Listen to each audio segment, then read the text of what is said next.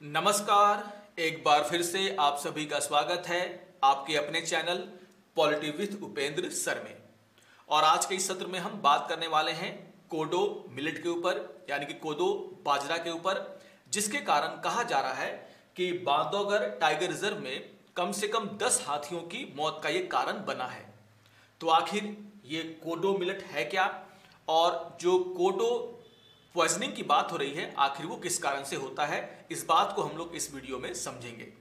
तो ये चर्चा का विषय क्यों बना हुआ है, क्योंकि पिछले कुछ दिनों में आप देखोगे कि न्यूज़ आई, लगातार इस बात को लेकर के चर्चा हो रही है कि आखिर जो बांधवगढ़ टाइगर रिजर्व में जो 10 वाइल्ड एलिफेंट की मौत हुई है उसका कारण क्या है। और यहाँ पर जो है इसका कारण बताया जा रहा है कोडो मिलेट्स। तो यहाँ पर हम बात कर लेते हैं आखिर कि ऐसा क्यों कहा जा रहा है। तो आप ध्यान रखोगे कि जो principal chief conservator of forest हैं उनके द्वारा ये कहा गया है कि जो हाथियों की मौत हुई है वो जो कोडो बाजरा होता है उसमें जो पाया जाने वाला माइकोटॉक्सिन है उसके कारण जो है उनकी मौत हुई है। यानी कि हाथियों की मौत का कारण क्या बना है, mycotoxin associated with kodo millets.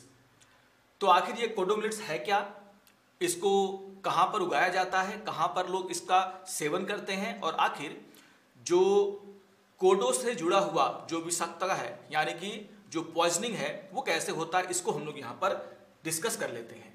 तो सबसे पहले हमें ये जानना होगा कि आखिर जो कोदो बाजरा है उसे भारत में कहाँ उगाया जाता है।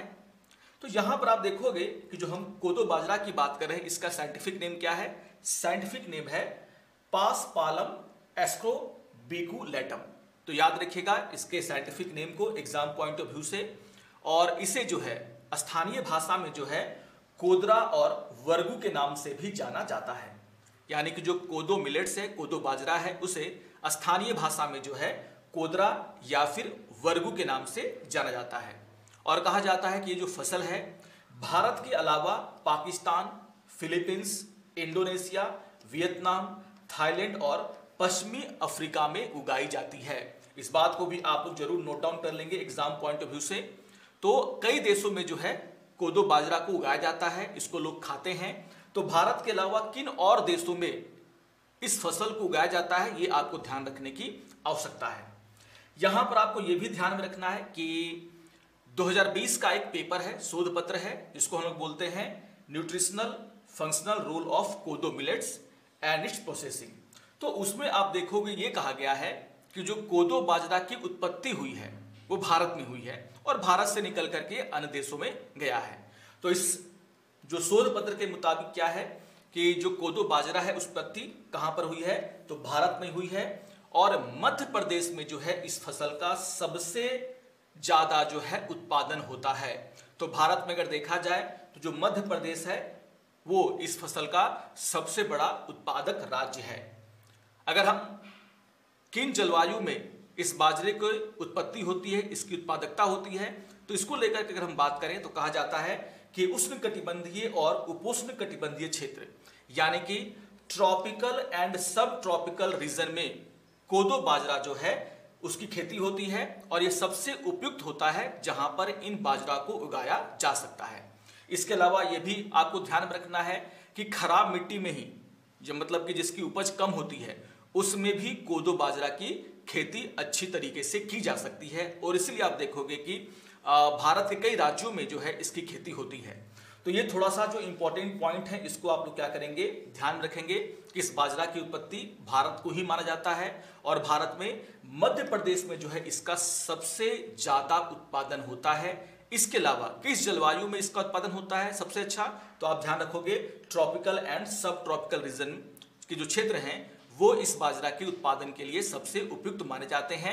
और खराब मिट्टी में भी यानी कि जिसकी उपजाऊपन कम होती है उसमें भी इस बाजरा की जो फसल है वो अच्छे तरीके से उगती है।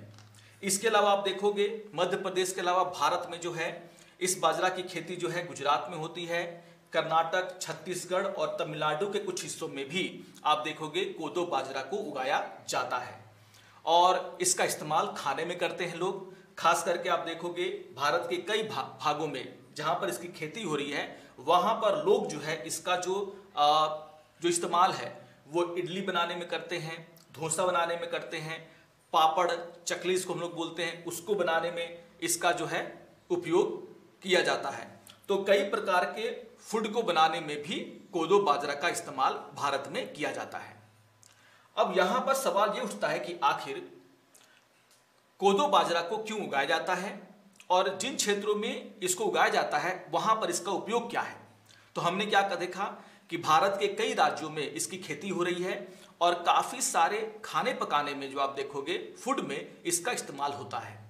अगर हम बात करें कोदो बाजरा की तो आप देखोगे चाहे मध्य प्रदेश का वो इलाका हो, छत्तीसगढ़ का इलाका हो, तो आप देखोगे आदिवासी जो हैं, कई आदिवासी समूह जो है इस बाजरे को खाते हैं और कहा जाता है कि जो आदिवासी और आर्थिक रूप से जो कमजोर वर्ग हैं उनके लिए जो है ये एक तरीके से मुख्य भोजन का काम करता है, यानी कि स्टेपल फूड की तरह लोग इसका उपयोग करते हैं। क्यों करते हैं? क्योंकि माना जाता है कि ये सबसे जो है कठोर फसलों में से एक है। मतलब क्या होता है कि जल्दी से ये खराब नहीं होता। अगर हम इसके गुणों की बात करें तो शोधकर्ताओं का ये कहना है कि ये जो है सबसे हार्डेस्ट क्रॉप है, क्रॉपों में से क्या है एक है। मतलब कठोर फसल का मतलब क्या है कि आप देखोगे इसको स्टोर करके लंबे समय तक रखा जा सकता है, ये जल्दी खराब नहीं होता है ना। इसकी जो उपज क्षमता है वो काफी ज्यादा है, जैसे मैंने कहा कि खराब मिट्टी में भी इसका उपज अच्छा होता है। तो आप देखोगे कि इसको लंबे समय तक भंडारण मतलब इसको स्टोर करके रखा जा सकता है, यानी कि जो उच्च भंडारण गुणों से ये क्या है व्याप्त है। उपज अच्छी होती है ना। क्या कहा गया, सूखा सहन जो इसकी क्षमता है वो काफी ज्यादा है, यानी कि जो ड्राउट टॉलरेंट प्रॉपर्टी है वो इस फसल की काफी अच्छी होती है, यानी कि सूखे में भी आप देखोगे इस फसल का अच्छा खासा उपज हो जाता है। तो भारत के जिन हिस्सों में अगर आप देखोगे, मैंने क्या कहा कि गुजरात, कर्नाटक, छत्तीसगढ़, तमिलनाडु और मध्य प्रदेश तो उसका क्या है सबसे बड़ा उत्पादक राज्य है। तो वहां पर आप देखोगे जो आदिवासी हैं या फिर जो आर्थिक रूप से कमजोर वर्ग हैं वो इसको एज अ स्टेपल फूड के रूप में क्या करते हैं यूज करते हैं। इसकी रोटियां वगैरह वो काफी ज्यादा खाते हैं। तो यहां पर इसके गुणों को भी आपको ध्यान में रखना है कि आखिर जो कोदो बाजरा है वो किन गुणों से लैस है। तो जैसे मैंने कहा कि काफी कठोर फसल है, हार्डेस्ट है, इसकी उपज क्षमता काफी ज्यादा है, उत्कृष्ट भंडार गुण यानी कि एक्सीलेंट स्टोरेज प्रॉपर्टी है, जल्दी खराब नहीं होता, लंबे समय तक आप इसको क्या कर सकते हैं स्टोर करके रख सकते हैं। और मैंने क्या कहा ड्राउट टॉलरेंट प्रॉपर्टी भी इसकी क्या है काफी अच्छी है। तो इन कारणों से आप देखोगे भारत में इसको उपजाया भी जाता है, इसका उपयोग भी होता है। ऐसा माना जाता है कि जो कोदो बाजरा है वो कई तरह के जो विटामिन और खनिजों से क्या है भरपूर है। काफी सारे जो शोधकर्ता हैं उनका ये कहना है कि जो कोदो बाजरा है वो ग्लूटेन फ्री होता है, उसमें ग्लूटेन नहीं होता है, जिसके कारण आप देखोगे इसको पचाना का है काफी आसान है।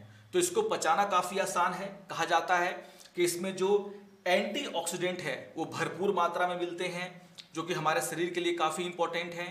और इसके अलावा यह माना जाता है कि जो कोदो बाजरा में कैंसर रोधी गुण भी होता है, यानी कि इसको खाने से जो कैंसर की बीमारी होने का खतरा है वो आपके शरीर में कम हो जाता है।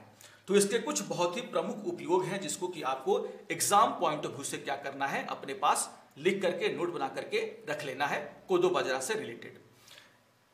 तो आप पूछोगे कि सर इतना जब इंपॉर्टेंट ये फसल है, इतने सारे गुण है इसमें, तो फिर कोडो पॉइजनिंग क्या है और ये कैसे हो जाती है और इसको खाने से कैसे इतने बड़े जानवर यानी कि हाथियों की मौत तक हो गई। तो हम जब बात करते हैं कोडो पॉइजनिंग की तो यहां पर आप देखोगे कोडो पॉइजनिंग के बारे में अगर हम मामलों की बात करें तो कोडो पॉइजनिंग से मरने वाले जो मामले आए हैं, चाहे वो जानवरों में हो चाहे वो मनुष्यों में हो, वो काफी अगर हम पीछे जाते हैं तो वहां पर भी इस तरह के मामले आए हैं। जैसे आप देखोगे 1922 में इंडियन एक्सप्रेस के मुताबिक 1922 में आप देखोगे कि जो इंडियन मेडिकल गैजेटी है उसमें आप देखोगे सबसे पहली बार जो कोडो पॉइजनिंग है उसके बारे में चर्चा की गई। जब कहा जाता है कि 4 मार्च 1922 को आप देखोगे कि जो कोडो पॉइजनिंग के 4 मामले जो है वहां पर आए थे, भारत में मिले थे। तो आप देखोगे कि 1922 में भी जो डॉक्यूमेंटेशन है वो इस बात को सपोर्ट करता है कि कोडो पॉइजनिंग के मामले आते रहे हैं। इसके अलावा आप देखोगे कि 80 के दशक में काफी रिसर्च हुआ कोदो मिलेट के ऊपर और यहां पर 2021 का एक रिसर्च पेपर है जिसका नाम क्या है, kodo poisoning cause science and management. तो यहां पर आप देखोगे इस बात को एस्टेब्लिश किया गया कि जो कोडो मिलेट है उसमें जो माइकोटॉक्सिन है वो पाया जाता है, और खास करके यहां पर सीपीए मतलब साइक्लोपियाजोनिक एसिड, याद रखिएगा सीपीए का फुल फॉर्म यहां पर क्या है, साइक्लोपियाजोनिक एसिड। उसके कारण आप देखोगे कि कोडो पॉइजनिंग होती है जो काफी गंभीर हो सकता है। तो यहां पर यह कहा जा रहा है कि जो कोडो मिलेट सीड्स होते हैं वो जो है कोडो पॉइजनिंग का कारण बनते हैं, क्योंकि उनमें जो है जो माइकोटॉक्सिन खास करके जो सीपीए है वो पाया जाता है। अब यहां पर आप देखोगे कि जो एक फंगल संक्रमण के कारण आप देखोगे कि ऐसा होता है। सबसे इंपॉर्टेंट तो बात यह है कि आखिर ये कोडो पॉइजनिंग हो कैसे जाता है। तो यहां पर आपको ध्यान रखना है, इसके कारणों की जब चर्चा की गई तो इसमें कहा गया कि मान लीजिए जो कोडो फसल है वो जब पक जाता है और जब उसकी कटाई होने वाली होती है और उस समय अगर वर्षा हो जाए तो नमी के कारण क्या होता है कि जो बाजरा है उसमें जो है फफूंदी है ना, जो बोलते हैं ना फंगल, वो उसका संक्रमण हो जाता है। और वो जो फंगल है ना उसके कारण जब आप उस अनाज को क्या करोगे, खाओगे, तो क्या होगा, उसी के कारण जो है क्या होता है, इस तरह की जो कोडो पॉइजनिंग का कोई भी व्यक्ति शिकार हो सकता है। तो आपको ध्यान रखना है कि आखिर जो कोडो पॉइजनिंग है उसका मेन रीजन क्या है। तो कहा जा रहा है कि जब कोडो का अनाज पक जाता है और जब इसकी कटाई के समय मान लीजिए वर्षा हो जाती है तो नमी के कारण क्या होता है, वो जो अनाज है वो फंगल संक्रमण का शिकार हो जाता है, जो मुख्य कारण है कोडो मिलेट को जहरीला बनाने का। और इसको खाने पर अगर आप इस अनाज को क्या करोगे, सुखाओगे, फिर इस अनाज को अगर यूज करते हो किसी चीज में खाने के लिए, तो आप देखोगे कि आप कोडो पॉइजनिंग का शिकार हो सकते हैं। तो इसका रीजन क्या है ये भी मैंने आपको यहां पर बता दिया कि जो फंगल संक्रमण है वो, और वो क्यों होता है, नमी के कारण, जिसको कि आपको ध्यान में रखना है। अब यहां पर आपको यह भी ध्यान में रखना है कि आखिर मान लीजिए जैसे जानवर ही हैं, जैसे ये हाथी थे, वो जो गुजर रहे थे तो वहां पर आसपास जो कोडो मिलेट थे उसको इन्होंने खाया। अब क्या है कि हो सकता है कि जो बारिश वगैरह हुई है अक्टूबर के महीने में या फिर अगस्त के महीने में, तो किसी ना किसी कारण से कोडो मिलेट्स में क्या है, वो जो फंगल संक्रमण है वो हुआ होगा, जिसके कारण वहां पर जो माइकोटॉक्सिन जो विषाक्तता है वो हुई होगी, वो टॉक्सिन जो है वो जनरेट हुआ है। इसको खाने के बाद जो है जानवरों की मौत हुई है, ऐसा माना जा रहा है। अब यहां पर आप देखोगे सबसे इंपॉर्टेंट ये है कि आखिर मान लीजिए कोडो पॉइजनिंग होती है तो ये जानवरों को किस तरीके से इफेक्ट करता है। कहा जाता है कि अगर आप कोडो पॉइजनिंग का शिकार हो गए हैं तो ये सबसे पहले क्या करता है, आपका जो नर्वस और जो कार्डियोवैस्कुलर प्रणाली है उसको सबसे ज्यादा प्रभावित करता है, यानी कि आपकी जो तंत्रिका और जो हृदय है ना उसको ये क्या करता है, प्रभावित करता है, जिसके कारण अगर आपको कोडो पॉइजनिंग हुई है तो आपको उल्टी, चक्कर आना, बेहोशी, या फिर जो छोटी और तेज नाड़ी का मतलब क्या है, जो पल्स है वो ऊपर नीचे बढ़ते चढ़ते रहते हैं। इसके अलावा हाथ पैर ठंडे होना, अंगों में कंपन होना, इस तरह की चीजें जो है आपको इसके क्या है, लक्षण दिखाई देना शुरू होंगे। और अगर ये ज्यादा हो जाता है तो कहा जाता है कि इसके कारण जो व्यक्ति या फिर जानवर है उसकी मौत तक हो सकती है, और ऐसा माना जा रहा है कि इसी कारण से हाथियों की वहां पर मौत हुई है। तो यहां पर आप देखोगे ये रीजन यहां पर अभी तक निकल करके सामने आया है। अब कोडो जो पॉइजनिंग है या फिर कोडो जो टॉक्सिटी है उसको कैसे रोका जा सकता है, इसको लेकर के अगर हम लोग चर्चा करें तो यहां पर जो है जो रिसर्चर हैं यानी कि जो शोधकर्ता हैं उनका ये कहना है कि जो फंगल संक्रमण यहां पर हो रहा है उससे बचने के लिए हम क्या कर सकते हैं। यहां पर यह कहा जा रहा है कि हम एक तो इसका बचने का तरीका क्या है कि हम क्या करें, कुछ बायो कंट्रोल एजेंट का क्या कर सकते हैं, उपयोग कर सकते हैं, जो कि क्या करेंगे। अच्छा, बायो कंट्रोल एजेंट का मतलब क्या है, हमारे मतलब कि वातावरण में या फिर आप देखोगे कई सारे ऐसे माइक्रोब्स होते हैं जो दूसरे माइक्रोब्स को फैलने से या फिर बढ़ने से क्या करते हैं, रोकते हैं। उन्हीं को हम लोग क्या बोलते हैं, बायो कंट्रोल एजेंट। तो जो बायो कंट्रोल एजेंट होते हैं ना, they are used to control the expansion of another microbes. तो यहां पर आपको ध्यान में रखना है कि कहा जा रहा है कि हम इस तरह की चीजें कर सकते हैं, पहली बात तो ये। लेकिन इससे भी जो उपयोगी चीज है, जैसे क्या कहा गया कि जो मैनी माइक्रोब्स यहां पर ऐसे हैं जो कि क्या कर सकते हैं, जो फंगल डेवलपमेंट हो रहा है कोदो मिलेट्स में उसको क्या कर सकता है, कम कर सकता है। तो किसान क्या कर सकते हैं, इस तरह की चीजों का उपयोग कर सकते हैं, बायो कंट्रोल एजेंट का। लेकिन आप देखोगे सबसे इंपॉर्टेंट बात यहां पर यह कही गई है कि जो भी किसान इसकी खेती करते हैं वो इसका सही तरीके से मैनेजमेंट करके, जैसे क्या कहा जा रहा है कि मान लीजिए पोस्ट हार्वेस्ट, मतलब कि जैसे नमी इसका सबसे बड़ा क्या है, कारण है। अगर वर्षा हो गई तो आप कुछ नहीं कर सकते हैं, लेकिन फिर भी यहां पर यह कहा जा रहा है कि अच्छे तरीके से मैनेजमेंट करके, जैसे उनको धूप में अच्छे तरीके से सुखाना, या फिर जो स्टोरेज है वहां पर अच्छे तरीके से उनको रखना, वहां पर नमी ना हो, इन चीजों का अगर ध्यान रखा जाए तो कोडो मिलेट में जो फंगल इन्फेक्शन होता है या फिर जो उसमें फंगस जो इन्फेक्शन फैल जाता है उसको हम लोग क्या कर सकते हैं, रोक सकते हैं, जिसके कारण जो कोडो मिलेट टॉक्सिटी है उसको भी हम क्या कर सकते हैं, रोक सकते हैं। तो यहां पर कुछ उपाय यहां पर सुझाए गए हैं। अब देखना यह है कि अगर ये कारण है, रियल रीजन है, तो सरकार जो है कोडो मिलेट में जो टॉक्सिटी है उसको कम करने के लिए क्या प्रयास करती है। तो यहां पर ये सेशन इस चीज को लेकर के था कि आखिर जो कोडो मिलेट, इसका नाम लिया गया है, हाथियों की मौत का कारण बताया गया है, और कोडो मिलेट की जो टॉक्सिटी है वो इसका कारण बताया गया है।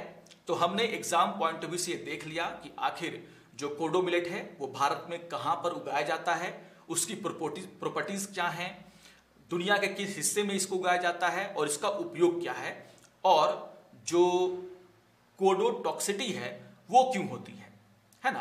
तो इन सभी बातों को आप लोग क्या करेंगे, ध्यान में रखेंगे। तो आशा करता हूं कि आपको आज का ये सेशन अच्छा लगा होगा। अगर आपको ये पसंद आए तो जरूर आप इस सेशन को लाइक करेंगे। जो नए लोग हैं हमारे चैनल को सब्सक्राइब कर लें। इसी तरह के इंपॉर्टेंट टॉपिक पर शॉर्ट वीडियो आपके लिए मैं लेकर के आता रहूंगा। डिस्क्रिप्शन बॉक्स में हमारा टेलीग्राम चैनल का लिंक दिया गया है, आप उसको भी ज्वाइन कर सकते हैं। तो मिलते हैं अगले सत्र में, तब तक के लिए नमस्कार और धन्यवाद।